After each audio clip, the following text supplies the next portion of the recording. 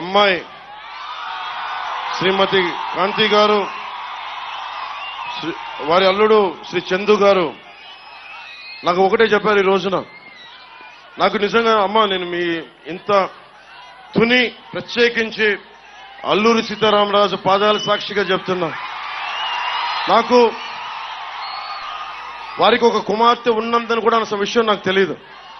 కాంతి గారు ఉన్నారని నాకు విషయం కూడా తెలియదు. నాకు నేను మనస్ఫూర్తిగా చెప్తున్నాను, నాన్నగారిని ఒక మాట అనాలని కానీ ఆయన వైసీపీకి వెళ్ళినా నాకేం ఇబ్బంది లేదు, గౌరవిస్తాను పెద్దల్ని.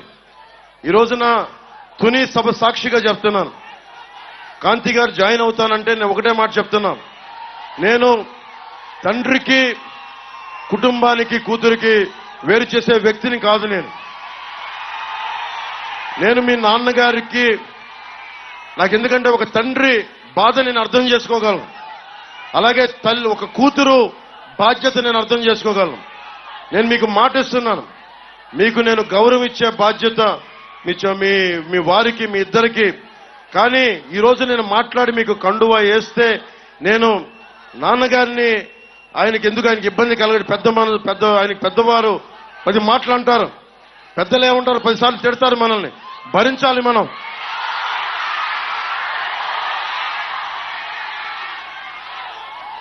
భవిష్యత్తులో నేను మీకు ఈరోజు మాటేసి ఇంత పెద్ద మనసుతోటి కాంతి గారు వచ్చారు. ఆవిడ నా సోదరి, మా ఆడపడుచు. నేను మిమ్మల్ని ఎన్నికలకి వాడుకున్నాడు పవన్ కళ్యాణ్ జనసేన అన్నది కాకుండా, నేను మీ నాన్నగారి దగ్గరికి మీరు నన్ను మీ ఇంటికి తీసుకెళ్ళండి, మీతో పాటు అప్పుడు నేను మీ ఇంటికి వస్తాను. నేను మిమ్మల్ని తీసుకెళ్ళి, ఎందుకంటే మన ఎన్ని గొడవలున్నా మనం వచ్చి కూర్చొని ఆయనతో మనం విభేదించవచ్చు, అభిప్రాయ భేదాలు ఉండొచ్చు, పాలసీ పరంగా విభేదాలు ఉండొచ్చు, కానీ వేరే పార్టీలో ఉండొచ్చు. కానీ నేను ఇచ్చే గౌరవం అందరికీ, పెద్దలందరికీ ఇచ్చే గౌరవం.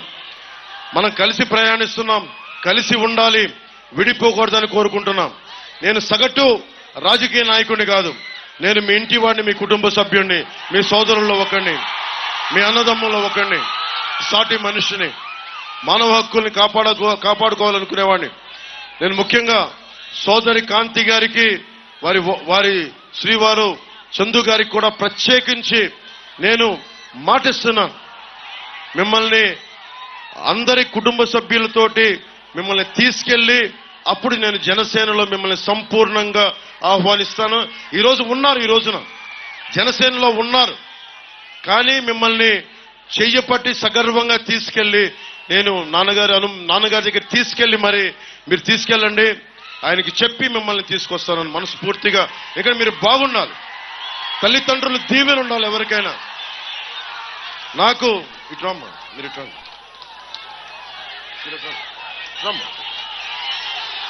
సోదరి కాంతి గారికి మనస్ఫూర్తిగా మీ అందరి తరపున ధన్యవాదాలు తెలుపుకుంటూ, నేను కులాలనే కలిపేవాడిని, పార్టీలనే కలిపేవాడిని. కుటుంబాన్ని వేరు చేస్తామా? కుటుంబాన్ని కలుపుతాం. ముద్రగడ గారిని, కాంతి గారిని కలుపుతాం తప్ప మనం కూర్చొని వేరు చెయ్యం. అలా పరిస్థితి ఎప్పుడు తీసుకురాం.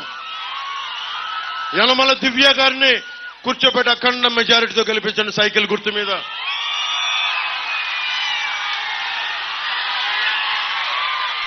వంగల్పూడి అనిత గారు, అమ్మ మీరు ఇటువంటి